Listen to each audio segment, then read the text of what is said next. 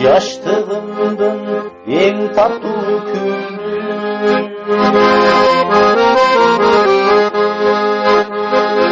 Okuculuk günlerim bitti.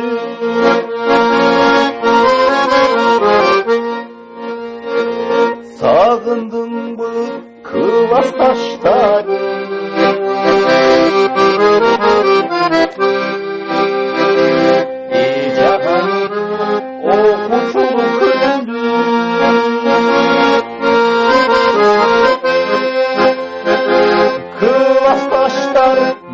Gecülüğün bahtımı künde, o uçuluk künde, yen sonu nefse, birine unturan, o uçuluk künde,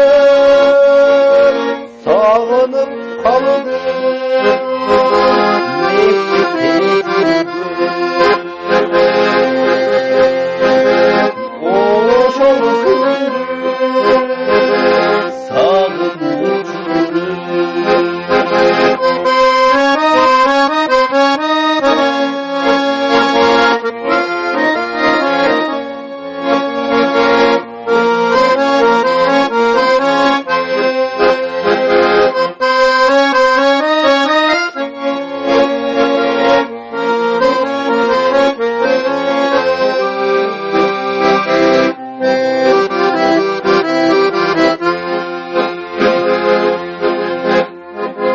bir partada oturgan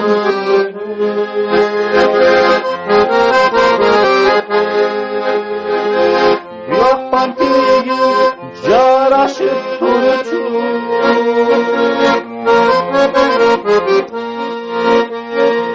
kıvas taşları vardı eski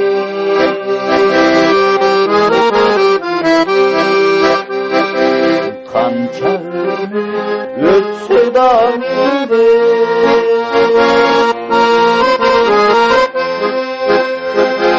kıvas taşlar bir gecülüğün bahtını künde o uçuluk künderdir en sonu nefse birine unturan o uçuluk künde o şol künde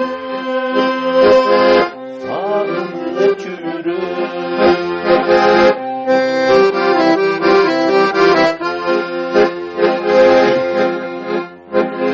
bir mektepte 11 yıl oku